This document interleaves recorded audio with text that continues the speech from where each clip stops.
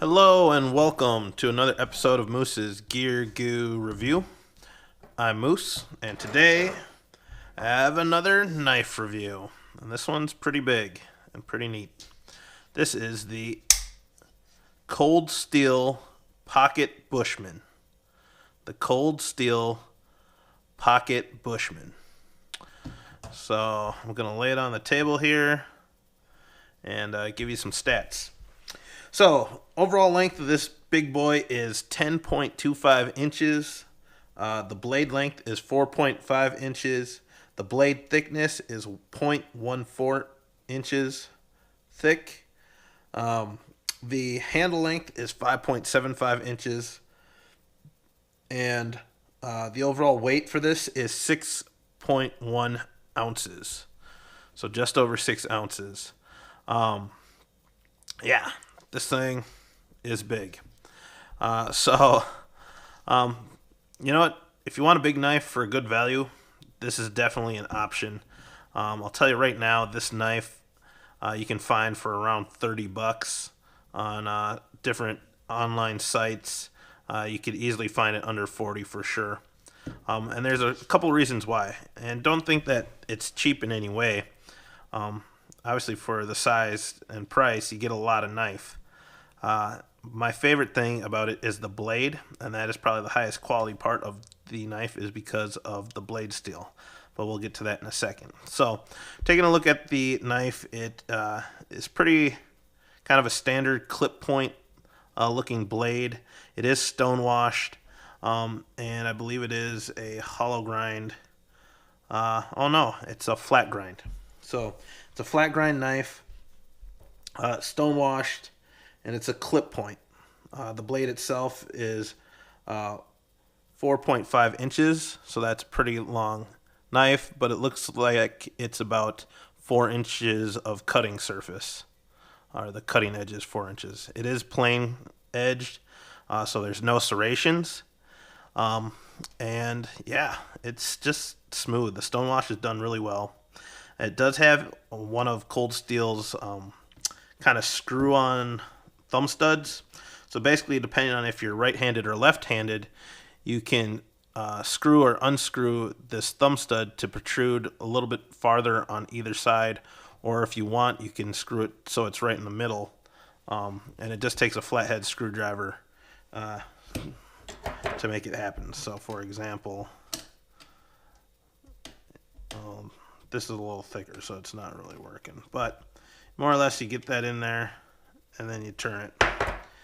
So, yeah, I'll try one more time with one of these. There we go. That's what multi-tools are for.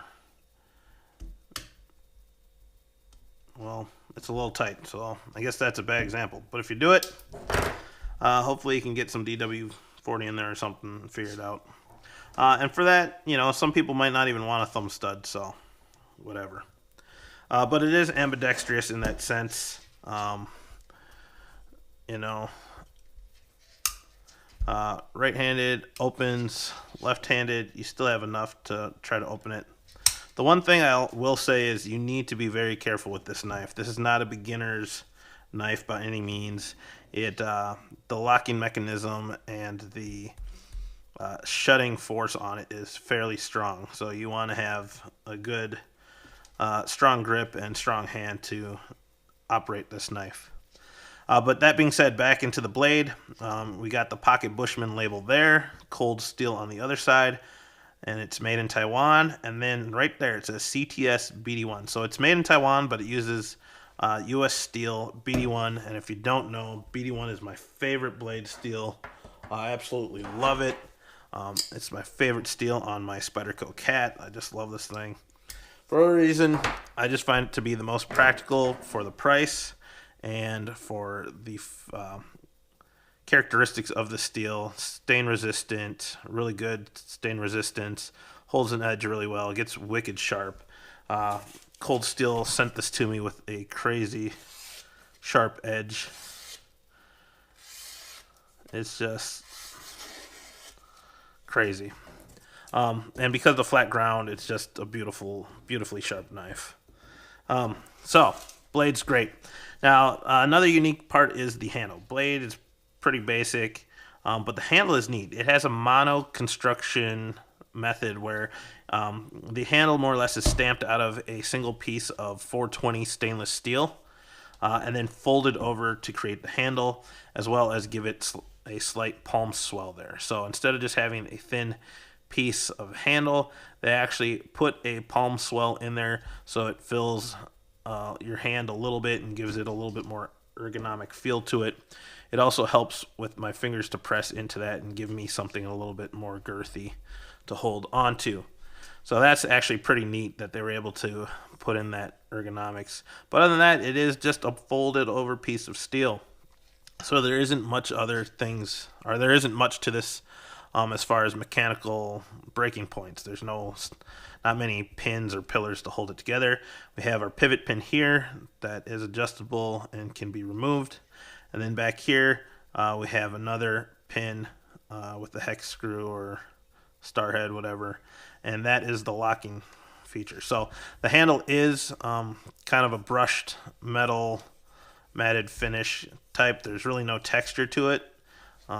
But you do have the palm swell, and then you have this nice finger choil here to lock your hand in. Would have been nice if there was some jimping put on the top, but that's not available. If you look back here, there is some jimping along here, as well as this under part that hooks out, and you can see it's a different piece of metal. It's kind of the spacer, and then we have this other pin here. Now the pin there is to hold a compression spring that keeps this metal piece locked in forward. And then there's a lanyard. Now it didn't come with this lanyard. I put this lanyard on, but it did come with a black lanyard about this length, and it's to help you get grip so you can close the knife. So when I open it right-handed. When I close it, it's a two-handed close technique. I pinch this. I have my other finger hooked underneath here, and I kind of pulled back on that, and that's gonna disengage the ram safe lock. So this is called the ram safe lock, and basically once the knife opens, there's a flat section there, and with the top of the handle, this ramrod basically wedges in there and doesn't allow the tang of the knife to fold out. So it just wedges in there, and it prevents it from folding out. And with that, that means that the lock is always adjusting, even as it wears out. It's always ramming more of the lock in. So it's always just this solid, it's ridiculously solid lock. Yeah, just crazy solid. So then we switch hands to close it. And like I said, it takes a lot of force. Now, if you watch, when I open it, I have to open it to about here before it won't close on itself. So once I touch, actually about there, and then it just shuts. The other thing you have to be careful is, because you're pulling this part out, that part opens slightly, but then too, you can get pinched in there as well. So you have to be careful. So this is a fairly inconvenient factor, but for a really durable like knife, this is really good. As you can see, it does come with kind of Cols Steel standard straight pocket clip, which is really tight and works really nice.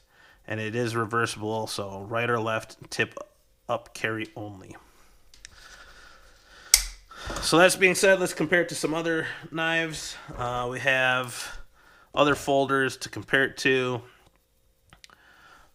These are some of my larger ones. I don't have many because I like more of a medium size. So we got the H&K Access, the Spyderco PM2, and then a Kershaw Blur.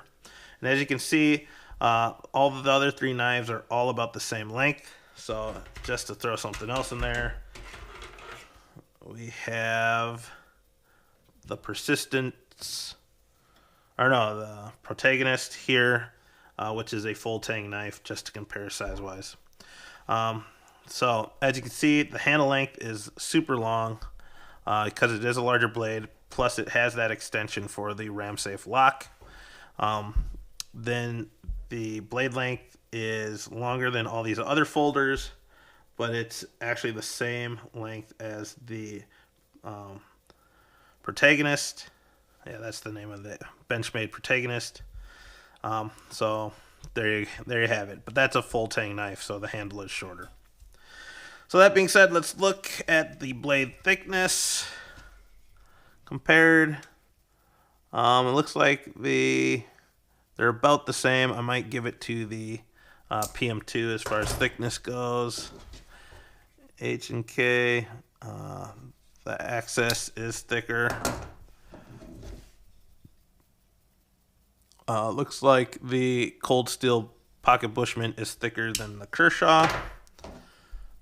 And then these are about the same thickness. So handle length, the blades are about the same length exactly. There might be a 1/4 of an inch longer in the cutting edge. Weight wise, surprisingly, the fixed blade is lighter.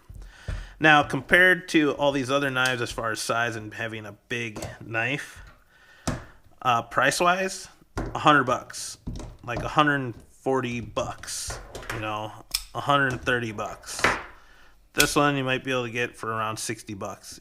Either way, this knife beats them all and still has a decent blade steel. This is a CTS-BD1, so it's fairly similar, a step up from the BD1, but for $30 you get a big old blade. Yeah, it's pretty awesome. So now, who do I recommend this knife for? I say this knife is good for anyone who wants kind of just a hard use, tough knife. There is a lot of redesign on this knife, specifically in the blade, because the blade was chipping or breaking. But people were kind of really beating the crap out of it. Now that they increased the blade steel, it's a much better knife, especially for the money. $30, it's ridiculous. So if you're looking for a big blade for carving, where you don't want to have a fixed blade, but you're going to just keep it open and carve for a while and use it as a fixed blade, kind of, as far as carving, yeah. For wood stuff or outdoor camp stuff, yeah, that's great. So, I don't know. Think about that. Last thing, we have the ugly brown glove test. See, this thing is tough. Ow. There we go. It's been a while since I used it. All right, so now we have the ugly brown glove test. So this test is to see how grippy it is. Now, I'll tell you right now, not much grip at all. Very slick and whatever. That palm swell does help me hold on to it a little bit, but opening it, yeah, let's try that again. One more time. Okay, so opening it, that's a fail. Unfortunately, there's not enough texture or grip for me to open it without having my hand slip back. Like as I'm doing this, my hand is slipping down, and when that happens, I don't have the length to get it over. So fail on the opening. As far as grip in the hand, if there was jimping, it'd be much easier. Slippery. The finger choil does help lock it in, and the palm swell as well, but it's not that great. Yeah, this is definitely not one I'd want with cloth gloves. So, unfortunately, Cols Steel, fail. But there you go. Do I like this knife? Yes. It takes a little bit of time and work to work on it, to get used to it. Once you get used to it, it's a pretty good knife, especially for the money. Maybe they could make a smaller version or a different way. As far as the overall size and look, I like it. Maybe adapt it with a different lock. If this was a lock back of some sort, or if they made like a G10 version with the lock back, this would be an awesome knife. The Cold Steel CTS-BD1 triad lock, that would be sweet. But otherwise, for $30, I think the value's there, and it's a good knife. So check it out. This is the Cols Steel Pocket Bushman. Thank you.